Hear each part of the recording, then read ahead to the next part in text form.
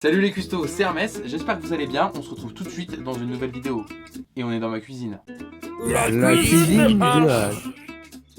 Les custos, je vais pas vous mentir, on est le 21 mars, il est 23h11. Ma vidéo doit sortir demain à 18h et voilà ce qui se passe. Donc j'ai fait une vidéo vlog avec d'autres youtubeurs pendant qu'on était en train de tourner pour L'Oréal dans le cadre du BeautyTube.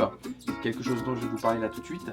Donc la vidéo est prête pour demain 18h. Ce soir, là il y a à peine 2 heures, je me suis dit, j'ai relu le contrat avec L'Oréal et je ne peux pas diffuser ma vidéo avant que eux-mêmes diffusent l'épisode durant lequel j'ai fait le vlog. Bah oui. Donc du coup, je suis dans la merde. Donc clairement, il est, vous avez vu, 23h, hein, c'est ça? Ouais, il est 23h. Et donc je tourne cette vidéo pour vous dire 2 mots sur le BeautyTube. Donc je remercie notre ami Winslag des tutos de Winslag. Je vous invite à aller voir sa chaîne. Donc c'est un youtubeur beauté, soin des hommes, tout ce qui est en rapport avec la barbe, le soin des hommes, un peu la mode et un peu le sport, il fait vite fait. Donc Winslag a fait partie de la saison 1 du BeautyTube avec L'Oréal. C'était une classe de 10 élèves de YouTube, donc des youtubeuses et des youtubeurs beauté, soins. Et du coup ils les ont coachés pendant une année dans différents ateliers. Ils ont décidé de faire une saison 2. Winslag m'a recruté comme élève pour la saison 2 avec les frères So Style, avec Enskin, avec le barbu d'aujourd'hui, entre autres. En fait, ce qui va se passer, c'est que L'Oréal, ils vont sortir une vidéo, ils vont vous demander de voter qui est-ce qui va être pris dans le BeautyTube saison 2. Et une partie des votes, ça va être les abonnés. Qui vont faire pencher la balance ou pas du tout. Et j'espère que mes 150-160 abonnés feront largement le poids face aux 35 000 des frères So Style, face aux 6 000 et quelques du barbu d'aujourd'hui.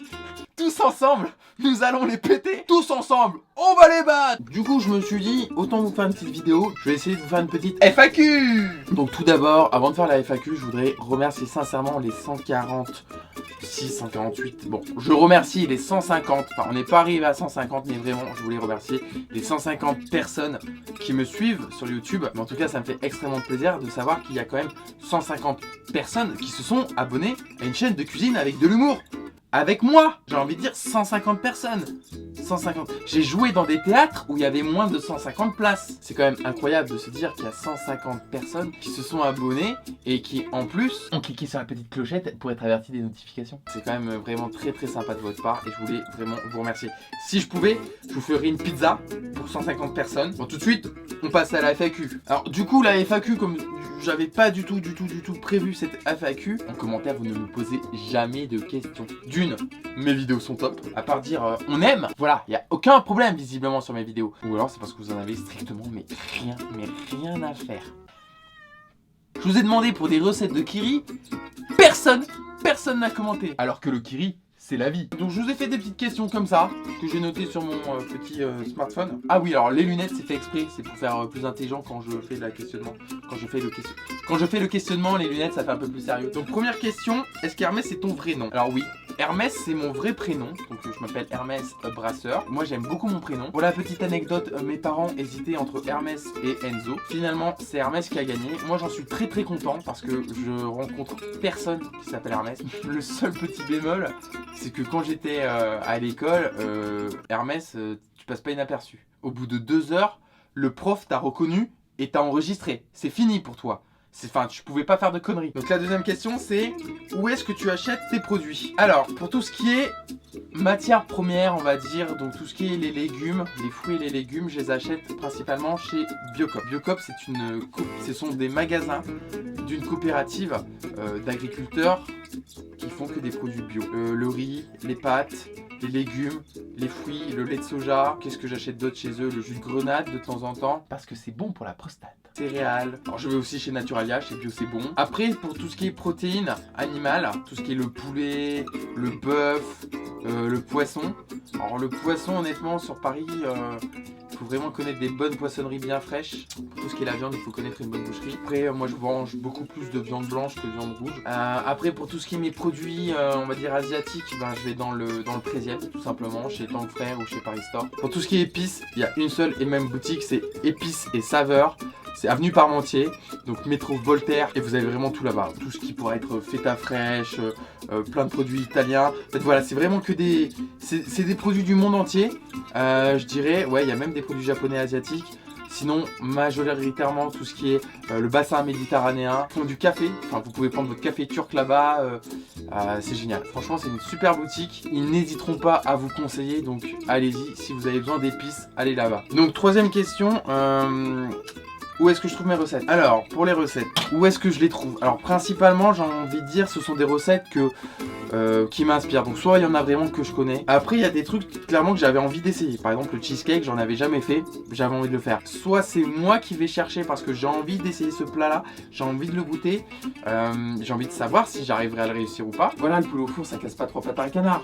Mais, c'était sympa de le faire. Mais, je me suis dit, bah tiens, quelqu'un qui sait pas comment se faire un poulet et tout, bah poum, voilà, je propose ci, je propose ça. Voilà, après il y avait des recettes complètement exclusives, hein, ce que j'ai fait pour la Saint-Valentin, donc le magret de canard à l'orange avec son écrasé de patates douces, ça c'était comme ça, j'avais trop envie d'essayer ça et c'était des saveurs qui me plaisaient, ben boum, j'ai essayé quoi, tout simplement. De toute façon, la cuisine, comme je l'ai déjà dit, c'est un partage. Les rencontres de saveurs, c'est des rencontres de personnes, d'ingrédients en fait finalement. Moi, les recettes que je vous donne, c'est ma vision à moi, mais cette vision elle est complètement ouverte. Faut pas être fermé sur plein de choses. Le repas en épisode philosophique, du coup, la cuisine quelque part pour moi, on peut la rattacher à tout simplement une relation humaine entre deux personnes, entre un groupe. C'est le partage, c'est la communication. Voilà, je vais changer un ingrédient, je vais changer le temps de cuisson, je vais rajouter ci, je vais enlever ça, je vais compléter avec ci. Je le dis, je le partage, on échange, t'es d'accord, t'aimes bien, t'aimes pas. Tout simplement. Et c'est comme dans les relations entre les gens. S'il n'y a pas de communication, s'il y a des choses cachées en fait finalement, ben ça va coincer un moment. Donc il faut se dire les choses. Tu dis les choses tout simplement et la communication pour moi c'est la base de tout. Dans n'importe quelle relation, que ce soit amoureuse, amicale, sexuelle, politique, de boulot, de tout ce que tu veux, si tu communiques pas, ça marche pas. Et ben dans la cuisine, c'est pareil. Quand tu cuisines, si tu ne communiques pas, si tu ne communiques pas, ben déjà avec toi-même, avec tes plats, quand tu cuisines, la communication c'est quoi? C'est quand tu goûtes. Tu goûtes pour savoir où est-ce que tu en es. Et ben voilà, c'est ça. Fin de l'épisode philosophique. Donc une autre question, c'est pourquoi la cuisine? Et est-ce que je trouverais ça barbant? Est-ce que je vais arrêter? Donc moi déjà la cuisine, je la trouve pas barbante du tout. Parce qu'on peut toujours recréer, on peut toujours innover, on peut toujours découvrir de nouvelles saveurs, de nouvelles façons de faire des choses, de nouveaux plats, de nouvelles recettes. Enfin voilà, la créativité est un peu infinie. Infinie? Non. La créativité est infinie. Pourquoi j'ai fait la cuisine? Parce que c'est, voilà, je l'ai déjà mis dans ma vidéo de présentation, mais parce que c'était un truc sur YouTube où voilà, à part trouver des chefs étoilés, ceci, cela, casse-pied, je trouvais qu'il n'y avait pas de truc comme je fais, comme je vous propose. Une recette avec un petit peu d'humour. Oui, c'est mon humour, alors oui, ça fait pas marrer tout le monde. Oui, des fois je peux être complètement con, je peux avoir l'air ridicule. Pour les retours que j'ai, vous kiffez, je kiffe. Bah voilà quoi.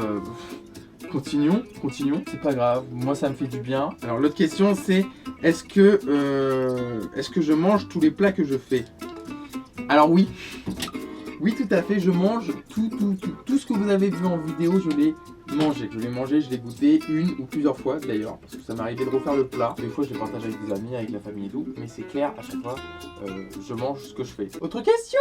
Dernière question, ça sera un plat tout con à faire et qui est pas de simplement.